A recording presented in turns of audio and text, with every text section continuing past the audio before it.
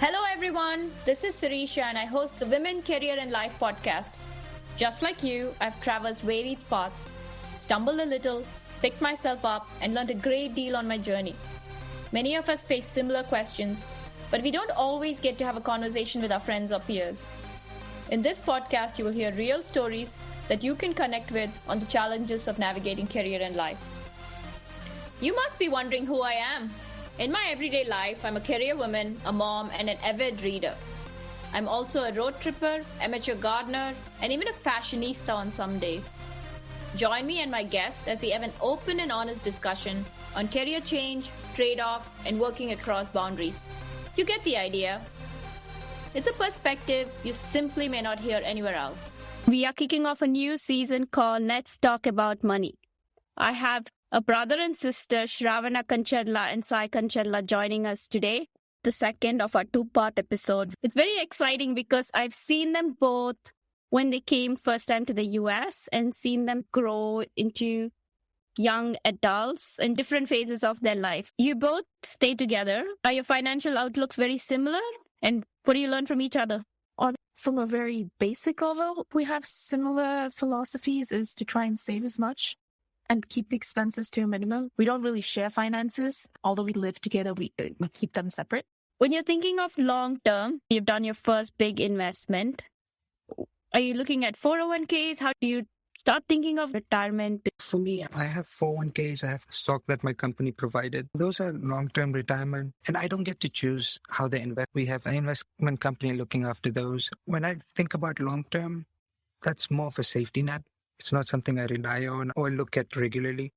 For me, I like doing my own investment. Right now, I'm a big proponent of the stock, at least investing for yourself, learning about the market. Number one, saving, just having capital on hand. And two is investing it correctly. 2020, 2021 was a great bull market. If you talk about long-term, for me, it's a mix of the stock market, investment in great companies. And what I'm looking forward to next, apart from my home, is investment properties. They could be rentals or they could be just empty land in places that I think would grow. For me, retirement is more on my end than relying on a 401k. I like taking an active role in that, or at least thinking about the future. You've done a lot of research and you've done a lot of reading, which is fabulous because you've thought of all the different avenues that people are learning from, land versus properties versus 401k or even the market itself. So you've covered all the bases which fits your profile and it's very personal, tolerance and what they want to do. It may not be his investing plan, but what about you, Shah? Yeah, it's pretty much the same approach. Is I do have a 401k and then stocks with the company as well. I do max out my 401k and then our company matches to a certain percentage. So I have that. And then stocks. The past couple of months, I've been thinking about investing a lot more just because of how the market has been doing. And that's something that I want to learn more of this year and do more of personally. Maybe start off small and see what the returns look like and how comfortable I am with that. But that's something I definitely want to dabble in more this year, just because it's crazy to see the amount of returns that people have gotten the past 2 years, just actively investing in the stock market. So that's something I want to do as like a long-term plan and keep building that. So you've also given it thought in planning to do a lot of the learning. Anything you still want to share from a financial perspective or just your journey figuring out your path to where you are now as you look to the future? I've been here since 2008. I graduated around 2013, worked for a few years. Then I did my master's, but I truly believe my real financial journey started 2018 once I started working here in Austin. And since then, I've become more active. Earlier, I was more passive. I truly believe savings, number one. Even if you don't invest, you need to save. I think that's a huge safety net. Having cash on hand or savings on hand is pretty important. Just because you never know when an opportunity comes. It could be in any format.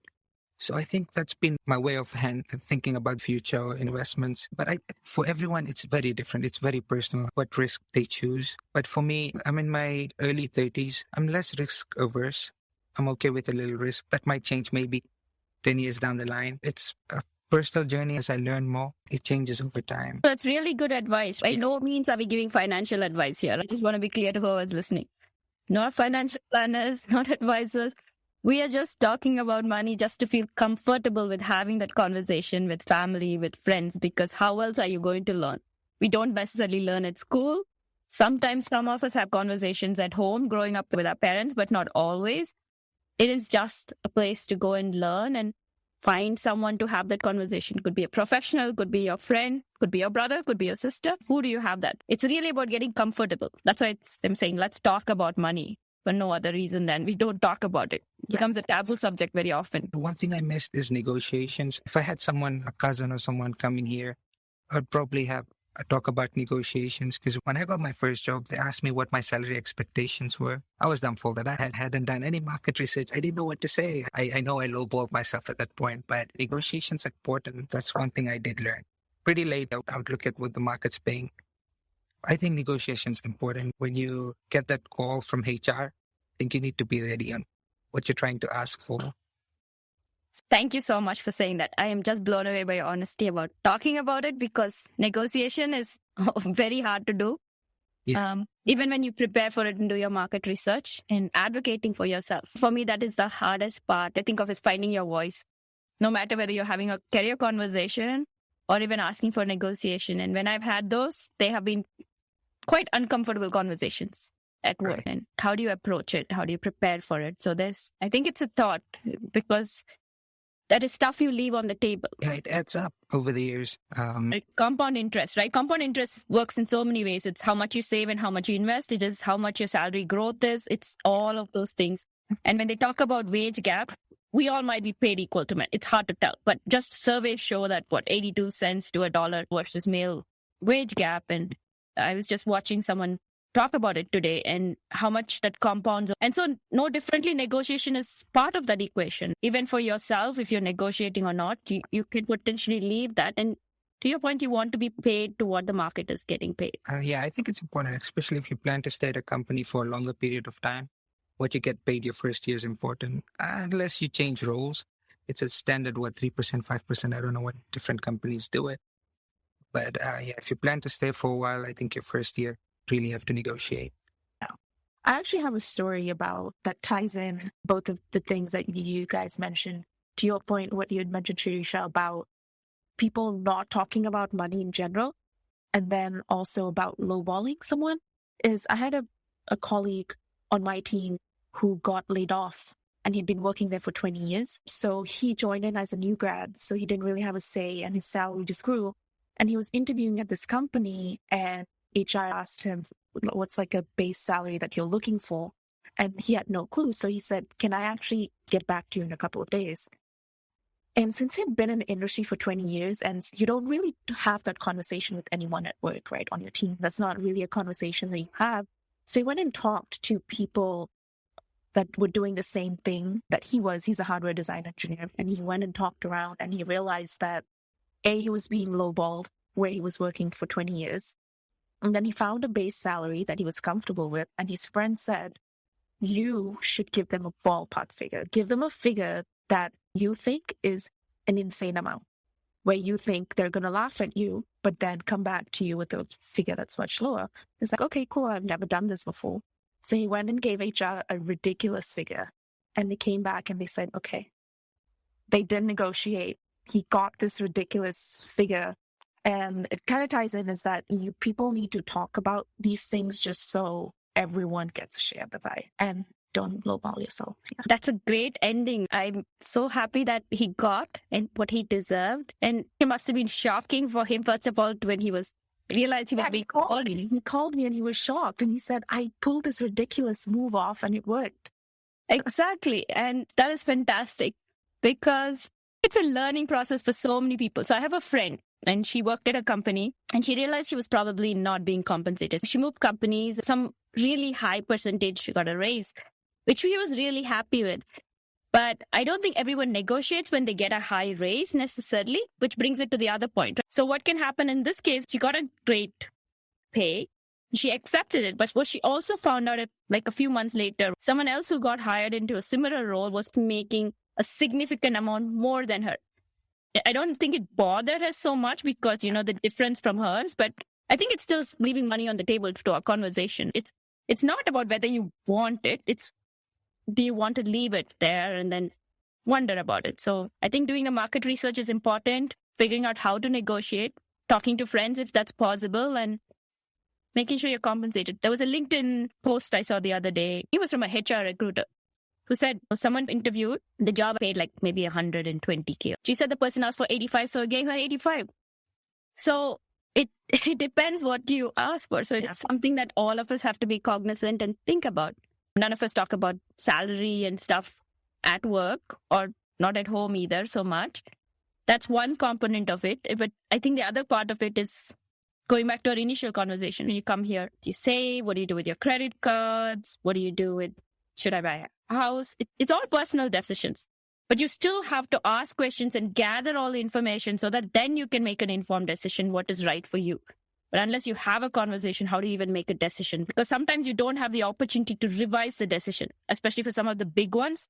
Once you lock it in, it's locked at least for a significant amount of time, unless you can retract it, like, a job or a house down payment, or when you're looking at your interest rate, you can revise it if the interest rate is going down. But there are some big financial decisions that happen that there's not a do-over, at least not quick enough to go and redo that. Anything else you wanted to share, Sravana? Since Sai gave his final thoughts, once I started my first job, I don't think I'd say I have regrets, but I wish I had a more active role with my money and how I invested it. But I think it's also a function of, again, not having those conversations with people. Is if I had friends or like family that I could talk to about at that stage, and if someone brings up that conversation, I think that would have probably started a thought back then.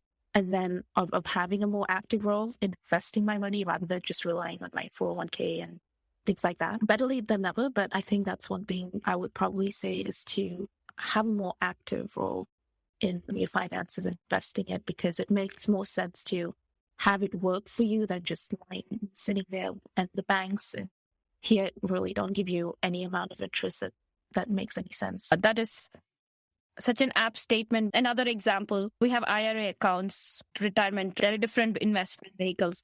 So a friend who came here in her mid-20s, I think she said she only found out in her mid-30s about it. There was 10 years that she could have been doing something just because there was no way to learn. Because we don't talk about it. Are you having financial conversations with anybody, both of you, or with each other or with friends?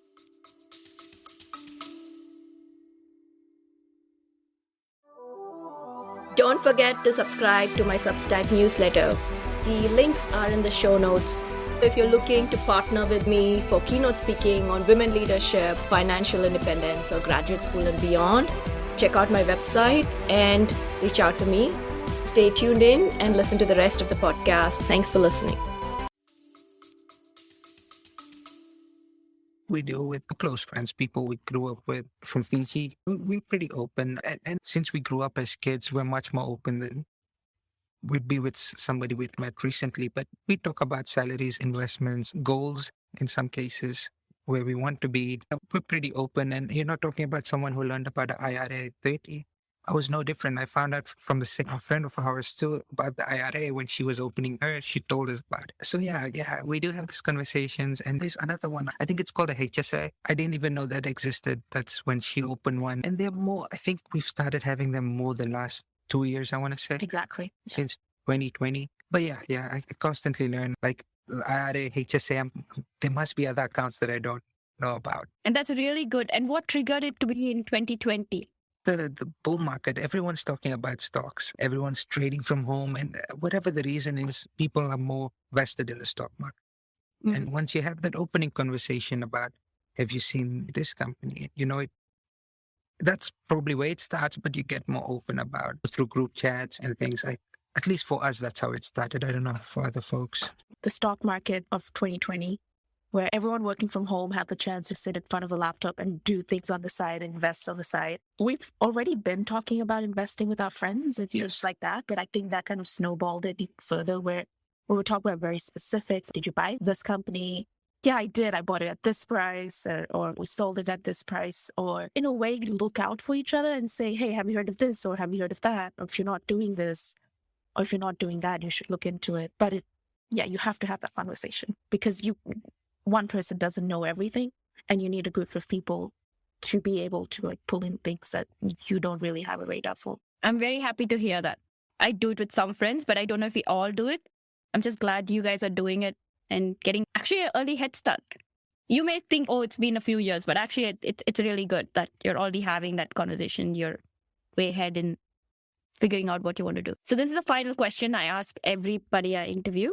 It's an open-ended question. What advice would you give your 21-year-old self for the future about career and life? What you plan to do after college is pretty important. The first job's very important. It's because it sets a tempo of what you'll do going forward. Of course, you can switch careers. It's much easier to do that now than ever before. I would say I think your senior year is a good time to start thinking about what you want to do and working on interview preps and deciding which career you want. If you're doing electrical engineering, you have 10 different kind of professions within it that you could choose.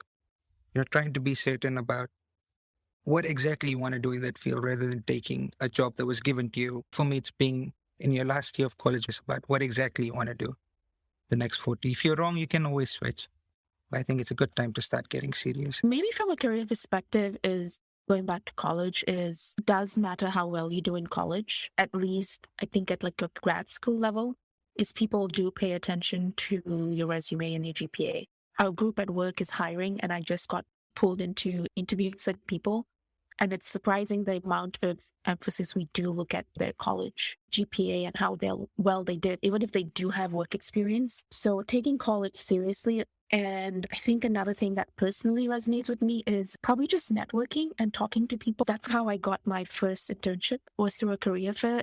Although it was a career fair, I think it was just me being very personable with the guy who I was talking to. Turns out his daughter was going to the same school that I was going to. So we just had a very free conversation about what I was doing in school in general. And I didn't feel like I was being interviewed. And I walked away from that booth not feeling like, it was like, okay, I had a good conversation with this guy, but I didn't really pay much attention to it. And turns out that's the only place I got a call back from. So just networking. And also when I started working at this company, I was in one position for a certain year, but then I'd made a bunch of friends and I talked to a lot of people. And this job opened up on the team that was adjacent to me. And usually it's not a move that a manager would do, is to come and ask me if I want to take that role because we're sister teams and there's like etiquette to that. But it worked out just because I knew them so personally and like I had a big networking group. So I found out about it and she was comfortable enough to talk to me about it, things like that. So I think networking really helps. I know it sounds cliched. If I could change my answer, I would say networking. It's very important. Yeah, a lot of opportunities open up when you network, especially if you're looking for a career change. For us, if we have a lot of friends from school at the same industry about job openings, people will tell you, oh, hey, I have a job opening. Yeah, go with networking. And it sounds difficult too, depending on your personality, but a small amount of it, I believe, is necessary. Apart from just being good at school, I would say the next biggest factor that's played a good role in my like work life has been just making friends along the way. It's not that hard. Getting involved in things at work as well, like different activities or different groups. And just the more faces, I think it really helps because just the amount of opportunities I've got to participate in things because someone knew me from, oh, I talked to you a couple of weeks ago and we were talking about this, or someone else told me about you and I wanted to get in touch with you about if you could help me with this or things like that. I love your answer. I couldn't agree more. Yeah. Yeah. And call it networking, call it information, call it just working with us, as you called it, as many faces as you. I could not agree more. It's expanding it. It's also about finding the next role, or part of that is that, but I think it just gives you such an expansive scope, all the opportunities are there, and then you get to pick and choose. It goes to something that Sai said in the beginning, being intentional about your first job. Now, even as you're making the move, it's much more intentional because not just the outside facade that you're seeing, but something more deep about the job or the personality, all the intricacies to make a more conscious decision as you're doing it. The other reason that it excites me is the first season I did was called Returning to Work After a Break. I remember that. Yeah. And when I did the season recap, that was the first thing I said. Everything you have to remember is to network and network. So it's not to think about it as networking. I think you guys said it right. It's about information gathering or just talking to people. Okay. Just about having a conversation. Just saying hi to someone and introducing yourself is good enough. I like calling it being involved. Just It doesn't have to be about when you go to events, just getting involved in an event. It doesn't matter. You see something going on, just go say hi. That doesn't always work for me, but I think that's a good way of just getting to know people. It doesn't have to be through the intention of knowing people, but if you get involved in events and organizations, it's something that happens organically instead of being forced. Organically, yeah. Doing this to meet somebody, no, you're getting involved, you're participating in activities, and you might make friends along. That's the best way, right? Now, it's something that you're doing not for the sake of knowing somebody, but because you enjoy it and you already have a common ground to start a friendship with. Yeah. That builds on the friendship. And I think that's what you were saying. Your opportunities came because of friendships you've developed, and people also saw your professionalism on the side. So it was a combination of the two that they felt good about coming and asking you, saying, hey, I know you can do a really good job. Do you want this? This is something we've talked about. Thank you so much. This has been fun. I know we started to talk about money, but I think it's expanded to a lot more. But that's what it is, right? Money is not just money. It's all of the other parts of life that tie together. And it's about growing ourselves and all the relationships we build. Thank you for having us. Yeah, thanks for having us. Yeah, this is fun. I don't think I've thought about all of this in one go, so it's been good. As we wrap up the second of our 2-part episode with Sravana and Sai Kancharla, the key takeaways, food for thought from this episode are: make sure you invest in your retirement at work or if you're self-employed so that you get the company match and you're prepared for the future. Look at other investment options, and we will go into this in the future episodes. Make sure you are having conversations with family and friends about finances and outlook, because you will learn so much information. Many of us have found out about HSA and IRAs through those conversations. So keep the dialogue open. When you're stepping away from college and starting to look into the future, your GPA is very critical to set you up for success, but also some of the things that would enable that success is trying to think of what avenues of work you would like to get into, starting to network, and even once you get into work, to build those relationships and get to know people. So not only do you make friends, but you also learn about opportunities that are there and start exploring what that would look like for you as well. One of the critical things we talked about, if you go and remember the story, when you start taking a job offer, be it your first job or your 10th job, make sure you negotiate. Negotiate what you are worth, not what you were paid in your previous job, and go in with the different aspects of negotiating. We will talk about this in future episodes, and there's a lot of information out there for you to go ahead and get prepared on how to negotiate for your best offer. Life is a journey. Finance is a big part of it, but they all intersect together. So I hope you walk with us through this journey and tune in to listen to future episodes as we talk to other guests and experts on this series on Let's Talk About Money. I hope you enjoyed today's episode. Tune in every other Wednesday to catch the next episode. If you think a friend may benefit from this, please share this podcast with them. All the resources we talked about are also available on my website, womencareerandlife.com. Please like, subscribe, and leave us a review on your favorite podcast platform. I would love to hear from you about your stories and your journey. You can reach me on my blog, Twitter, Instagram, or Gmail at Women, Career and Life.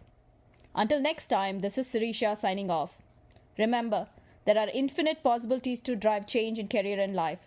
Which will you choose to make a reality today?